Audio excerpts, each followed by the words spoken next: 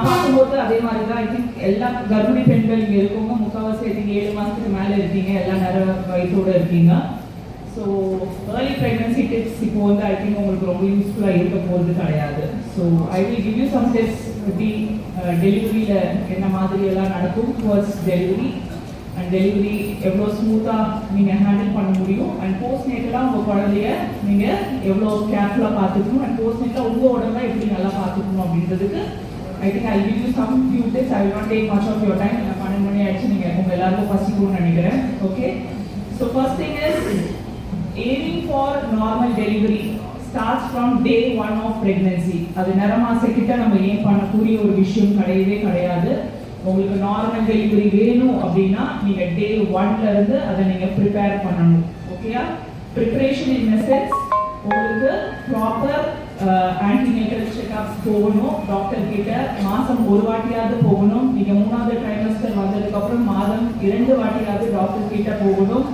டாக்டரோட ஆலோசனைகள் மட்டும் தான் நீங்கள் கேட்டுக்கணும். வீட்டில் இருக்கிற படிக்காத டாக்டர்ஸோட ஆலோசனையோ கூகுள் ரிவ்யூஸ் ஆன் உங்களோட ட்ரீட்மெண்ட் பண்ணவே பண்ணாதீங்க. டாக்டர்ஸ் என்ன அட்வைஸ் பண்ணுறாங்களோ அதை கேளுங்க.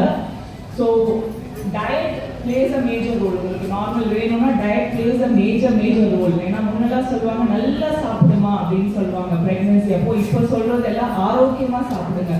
ஏன்னா உங்களோட பாடி மாஸ் இண்டெக்ஸ்னு ஒன்று கண்டுபிடிப்போம். உங்கள் ஹைட்டுக்கு ஏற்ற எவ்வளோ வெயிட் இருக்கீங்க அப்படின்றத பார்த்து தான் வெயிட் கெயின் போட சொல்லுவோம். சிலர் வீட்டில் என்ன பண்ணுவாங்க, கர்ப்பமாக இருக்கீங்க நல்லா சாப்பிடுங்க அப்படின்னு சொல்லி 20 கிலோ போட வைப்பாங்க. ஸோ அல்டிமேட்டாக பாப்பாவோட வெயிட் பார்த்தீங்க அப்படின்னா 3.5 3.8 kg இருக்கும். அது வந்து நம்மளோட இந்தியன் ஸ்டாண்டர்ட் வெயிட்டே கிடையாது. ஏன்னா நம்மளோட தாய்மார்கள் எல்லாம் பார்த்தீங்கன்னா ஒரு பியூனி பெல்ட் ஸ்ட்ரெச்சரில் இருப்பாங்க. 145 கட் ஆஃப்க்கு மேலே தான் இருப்பாங்க. முக்கால்வாசி பேர் 160 சென்டிமீட்டருக்கு கீழே இருக்கிறவங்க. ஸோ நம்ம குழந்தைகள் கிட்டத்தட்ட ஒரு 2.7 ஒரு 3.2 kg இருந்ததுன்னா சுலபமாக இருக்கும் டெலிவரி. ஓகே, அதுக்கு நம்மளை தயார்படுத்தி கொள்ள வேண்டும். ஸோ சில இஷ்யூஸ் லைக் சுகர் ப்ரெக்னன்சி வந்து நிறைய தாய்மார்கள் பார்த்தீங்கன்னா கிட்டத்தட்ட ஒரு 30-40% ஒரு ஃபீமேல்ஸ் பார்த்தீங்கன்னா சுகர் இருக்குது. ஒன்று பார்டர் லைனில் இருக்கும், இல்லைன்னா ரொம்ப அதிகமாக இருக்கும். ஸோ சுகர் ஒன்று தான் பார்த்தீங்கன்னா குழந்தையோட வெயிட்டை வந்து டைரெக்டாக பாதிக்கும். ஸோ நமக்கு இப்போதான் கொஞ்சம் தானே சுகர் ரைஸ் இருக்குது அப்படின்னு சொல்லி அதை வந்து இது பண்ணக்கூடாது, தட்டி கழிக்கக்கூடாது.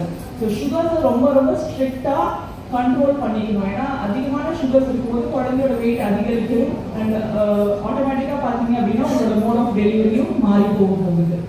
இன்னொரு விஷயம், ஆன்டிநேட்டலில் எத்தனை பேர் உடற்பயிற்சி செய்கிறீங்க? கைக்குங்க. எத்தனை பேர் ப்ராப்பராக உடற்பயிற்சி செய்கிறீங்க? இங்கே வந்து நான் ஒரு 2%